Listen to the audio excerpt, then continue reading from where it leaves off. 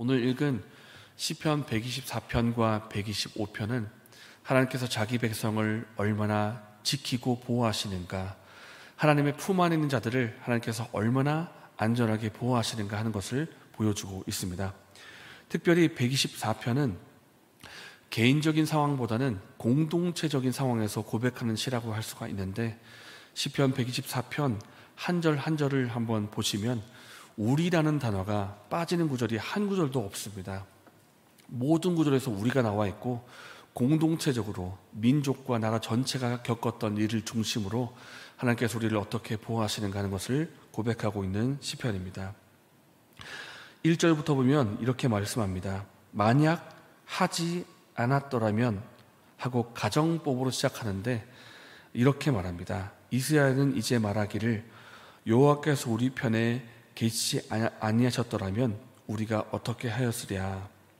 이것은 이전에 있었던 전 국민적인 어떤 국가 전체적인 위기 상황을 두고 그것을 회상하면서 말하는 것이라고 할 수가 있는데, 하나님께서 우리 민족을 그 엄청난 위기 가운데 도와주지 않으셨더라면 우리가 어떻게 되었겠는가, 이렇게 말하고 있는 것입니다. 예를 들어서 이런 것입니다. 우리가 포로에서 다시 돌아와서 느헤미야와 함께 성벽을 다시 재건하고 있었는데, 그 성벽을 방해하는 이방 민족이 얼마나 많았냐, 우리 민족을 무너뜨리려고 얼마나 많은 민족들이 공격을 했냐.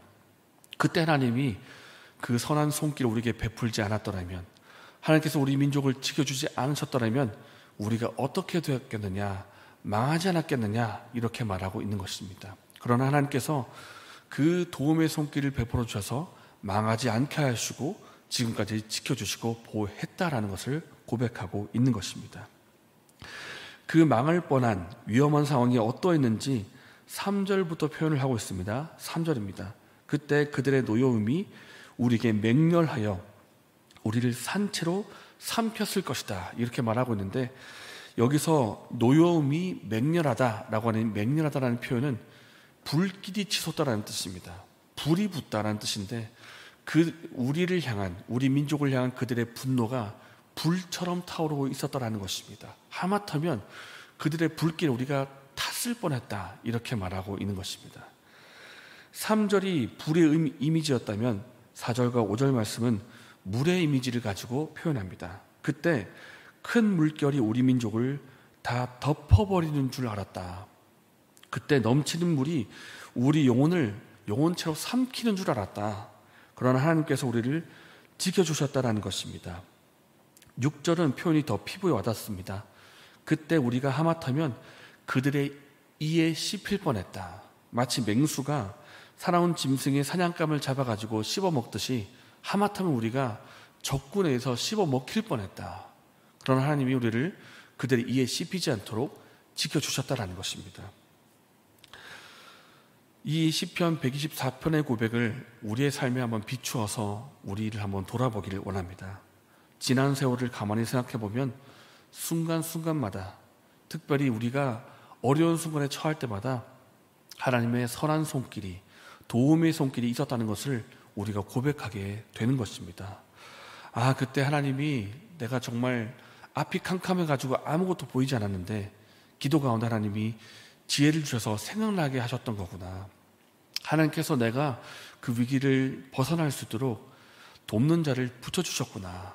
하나님께서 내가 그 위험을 헤쳐나갈 수 있도록 도움의 손길을 베푸셨던 것이었구나 라는 것을 삶을 돌아보면서 고백하게 되는 것입니다. 그래서 우리가 지난날의 삶을 돌아보고 하나님의 선한 손길에 대해서 감사드리면서 8절과 같은 고백을 하게 되는 것입니다. 다 함께 8절의 말씀을 읽겠습니다. 우리의 도움은 천지를 지으신 여호와의 이름에 있도다. 아멘. 하나님의 나의 도움이시다. 내가 나의 도움이 되시는 하나님을 의지하겠다. 이렇게 고백할 수 있는 저 여러분 되시기를 예수님의 이름으로 축복합니다. 124편이 어떤 공동체적인 도움의 손길을 보여주는 것이라면 125편은 하나님을 의지하는 자가 얼마나 안전한가, 하나님의 보호가 얼마나 강력한 보호인가 하는 것을 보여주는 시편입니다. 1절입니다. 여호와를 의지하는 자는 시온산이 흔들리지 아니하고 영원히 있음 같도다. 우리가 지난 토요일에 산이 어떤 존재인지를 살펴봤습니다. 산은 영원 불멸한 존재를 상징하는 것이라고 했습니다. 정말 시간이 세월이 흘러도 좀처럼 변하지 않는 존재가 산인 것처럼 흔들리지 않는 존재, 안전한 존재가 바로 산이라고 했고요. 그리고 두 번째 이미지는 산은 하나님의 임재가 있는 시온산을 의미하기도 한다고 했습니다. 이렇게 산이 좀처럼 변하지 않고 흔들리지 않는다. 그리고 하나님의 임재가 있다라는 이 두 가지 의미를 같이 가지고 말하고 있습니다. 하나님께서 함께 하시는 시온산이 흔들리지 않는 것처럼 내가 그 산처럼 흔들리지 않는다. 이렇게 1절에 고백하고 있는 것입니다. 그렇다면 그 안전함이 얼마만큼인가, 얼마나 안전한가? 2절 말씀에 마치 예루살렘이 산들에 둘러싸여 있는 것처럼 안전하다. 이렇게 말합니다. 예루살렘이 있는데 그 예루살렘을 산이 다 둘러싸고 있습니다. 마치 방탄조끼를 입은 것처럼 전후 좌우로 방탄으로 다 둘러싸이는 것처럼 하나님께서 나를 그렇게 지켜주고 보호하고 계신다. 그렇게 고백을 하고 있습니다. 동서남북으로 산에 둘러싸인 예루살렘이 얼마나 안전하겠습니까? 이처럼 나도 하나님의 품 안에서 그렇게 안전하다 말하고 있는 것입니다. 가장 안전하고 가장 평안한 곳은 바로 하나님의 품 안입니다. 어린아이가 부모님의 품 안에 안겨 있을 때 가장 안전한 것처럼 하나님의 자녀인 우리가 아버지 하나님의 품 안에 있을 때 가장 안전하다는 것을 우리가 기억하면 좋겠습니다. 문제는 우리가 하나님의 품을 떠날 때입니다. 5절 말씀에는 자기의 굽은 길로 치우치는 자들에 대해서 말씀하고 있는데 이 자기의 굽은 길을 걷는다라는 것은 자기의 욕심과 욕망을 따라서 하나님의 길을 떠난 자를 말하고 있습니다. 이렇게 하나님의 길을 떠나서 죄로 치우친 자는 어떻게 되는가? 죄악을 듣는 자와 함께 다니게 된다. 그렇게 5절에 말씀하고 있습니다. 죄악을 짓는 자가 함께 길을 걸으면 결국 어떻게 되겠습니까? 그 길 끝에는 죄악을 짓는 자가 결국 맞이하게 될 멸망과 심판이 있을 텐데 그 죄악을 짓는 자와 함께 걸으면 우리도 함께 그 결말을 맞이하게 된다는 것입니다. 그렇기 때문에 우리가 하나님의 품을 떠나지 말아야 되는 것이고 혹 우리가 유혹과 어떤 실수로 인해서 품을 잠시 떠났다면 얼른 주님의 품으로 다시 돌아와야 된다는 것입니다. 마치 어린아이가 부모의 손을 뿌리치고 길가로 찾길로 갔다가 정말 위기를 경험하고 다시 울면서 부모님 품에 돌아오는 것처럼 우리가 주님의 손을 다시 뿌리치고 나갔다면 얼른 다시 주님의 품으로 돌아와야 된다는 것입니다. 하나님의 손을 잡고 있는 것이 가장 안전하고요.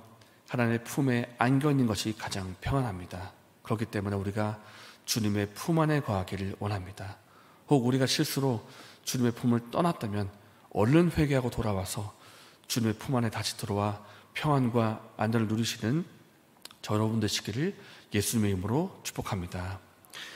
이 시간 말씀을 생각하면서 기도하겠습니다. 우리가 오늘 하루 살아갈 때 하나님의 손을 붙잡고 살게 하여 주셨어서 하나님의 품 안에서 주님의 평안을 누리며 임재를 누리며 살아갈 수 있는 오늘 하루가 되게 하여 주셨어서 이렇게 기도하시고 개인적인 제목으로 기도하신 후에 자유롭게 돌아가셨습니다.